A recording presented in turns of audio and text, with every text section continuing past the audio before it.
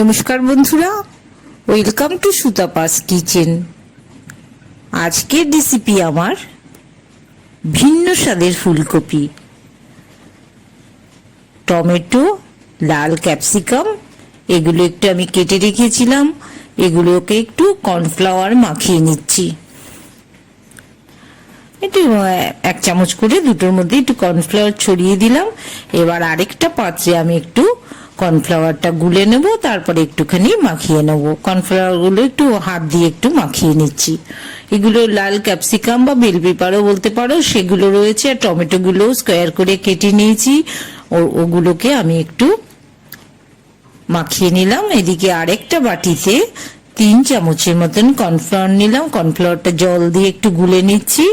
তারপর যেগুলো মাখিয়ে যেগুলো অল্প করে নিয়েছিলাম সেটা আবার একটু নতুন ভাবে এটার সাথে মাখিয়ে নিয়ে আমি কিন্তু একটু হালকা করে ফ্রাই করে নেব কড়াইতে। তার জন্য একটু সাদা তেল আর একটু সর্ষের তেল একসাথে মিশিয়ে নিলাম।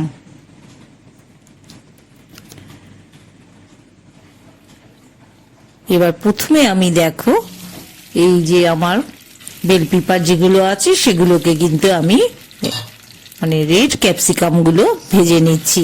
একটু কর্নফ্লাওয়ার দিয়ে এগুলো একটু হালকা করে মাখানো আছে। আমি কিন্তু খুব বেশি কর্নফ্লাওয়ারের ইউজ করিনি, সামান্য পরিমাণেই ইউজ করেছি। তোমরা পুরো রেসিপিটা দেখো, ভীষণ সুন্দর মজাদার রেসিপি, খুব কাজে লাগবে তোমাদের। এই দেখো হালকা করে ফ্রাই হয়ে গেছে, তার জন্য একদম অল্প পরিমাণে কিন্তু মিশিয়েছি। এবার ওটা আমি তুলে নিলাম। একইভাবে টমেটোটাও কিন্তু একটু মাখিয়ে নিচ্ছি। টমেটোটাও ঠিক একইভাবে ফ্রাই করে কিন্তু আমি তুলে নেব।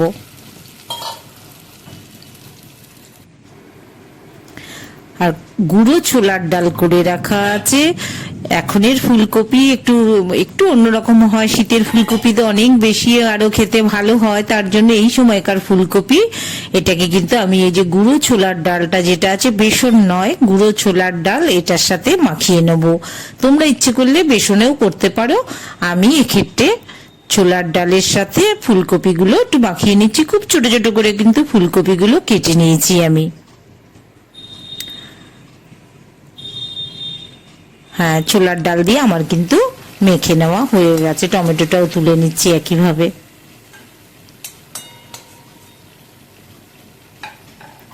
বেশ মজাদার ফুলকপির রেসিপি, তোমরা পুরো রেসিপিটা ফলো করো, ভীষণ ভালো লাগবে। দেখো ফুলকপিটাও কিন্তু একইভাবে আমি একটু ফ্রাই করে নিচ্ছি।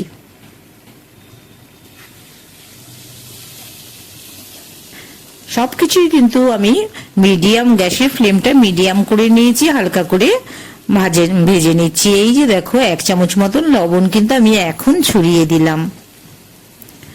সামান্য একটু হলুদও কিন্তু ছড়িয়ে দিচ্ছি। ফুলকপিটা কিন্তু একবারেই আমি ভালো করে ভেজে তুলে নেব। অনেকটা ভাজা হয়ে এসছে আমার, কিন্তু মোটামুটি বয়েলড হয়েই এসছে।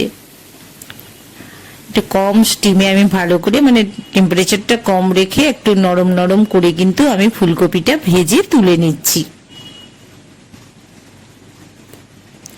হয়ে গেছে ফুলকপি ফ্রাই। এবার কিন্তু আমি এটাকে তুলে নিলাম। আবারও সামান্য একটু তেল দিয়ে দিলাম কড়াইতে। একটু সাদা জিরে ফোড়নে ব্যবহার করলাম। একটা শুকনো লঙ্কা দিলাম, একটু কাঁচা লঙ্কাও দিয়ে দিলাম। 4-5টা মতন কাঁচা লঙ্কা দিলাম। তোমরা তোমাদের স্বাদ মতন কাঁচা লঙ্কা নিয়ে নিও। আর সামান্য একটু তেজপাতাও ফোড়নে আমি দিয়ে দিলাম। জিরে, দেখো সব ভীষণ মশলা কিন্তু আমি অল্প পরিমাণেই ব্যবহার করছি। 1/2 চামচ জিরে, 1/2 চামচ প্রথমে দিলাম না, 1/2 চামচ ধনে, 1/2 চামচ জিরে, সামান্য একটু কাশ্মীরি লাল লঙ্কার গুঁড়ো, সামান্য একটু হলুদ। মশলা কিন্তু আমি সবই 1/2 চামচ করে নিয়েছি। খুব বেশি কিন্তু মশলা দেব না, যেহেতু আগের থেকেই আমি একটু ফ্রাই করে নিয়েছি। 1 চামচ মতো লবণ। সমস্ত মশলাটা আমি আলাদাভাবে না গুলে রেখে এখন কিন্তু জল দিয়ে মিশিয়ে দিচ্ছি আমি তেলের সাথে। নাহলে কিন্তু মশলাটা ডিরেক্ট ওভাবে দিলে অনেক সময় ফ্লেমটা বাড়ানো থাকলে পুড়ে যেতে পারে। তাই মশলাটা দেখো খুব সুন্দর করে কিন্তু লঙ্কার সাথে বয়েলড হয়ে আসছে।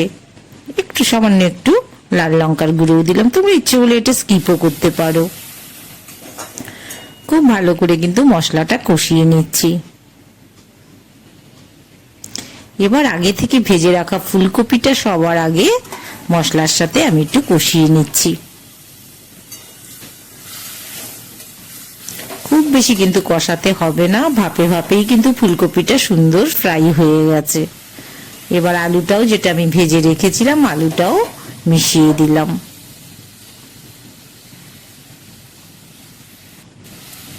সামান্য একটু জলও দিয়ে দিলাম।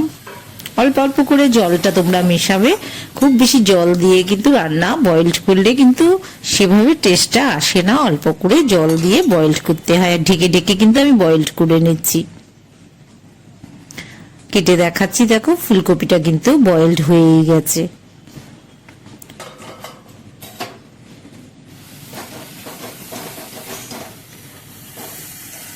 একদম গ্রেভির মতন হয়ে এসছে। আবারও একটু জল মিশিয়ে দিলাম। এটা কিন্তু আমার ফাইনালি হয়ে আসার মুখে।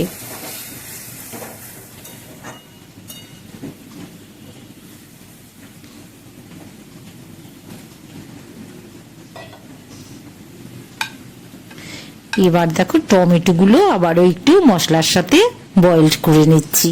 টমেটোটাও কিন্তু আবার কর্নফ্লাওয়ার দিয়ে খুব ভালো করে ভেজে নরম করে রাখা আছে।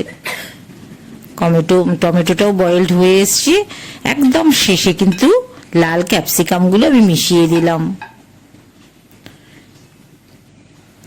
খুব সুন্দর করে কিন্তু এগুলো ফ্রাই করা আছে। আর একদম নামানোর আগে এক্সট্রা যে কর্নফ্লাওয়ারের গোলাটা রয়েছে সেটাও কিন্তু আমি দিয়ে দিলাম।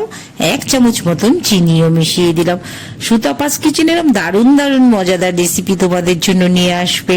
অবশ্যই তোমরা চ্যানেলটির সাথে থেকো, আর সাবস্ক্রাইব তো করতেই হবে, না হলে রোজ রোজ সুন্দর সুন্দর রেসিপিগুলো পাওয়া যাবে কোথায়। দেখো আমি সার্ভ করার জন্য কিন্তু আমি ঢেলে নিচ্ছি। আর ভালো লাগলে অবশ্যই একটা লাইক করো। কেউ যদি লাইক করতে ভুলে গিয়েও থাকো, আবারও বলছি, ভালো লাগলে লাইক করো, সুতাপাস কিচেন সাবস্ক্রাইব করো। আবার দেখা হবে তোমাদের সাথে। সবাই ভালো থেকো।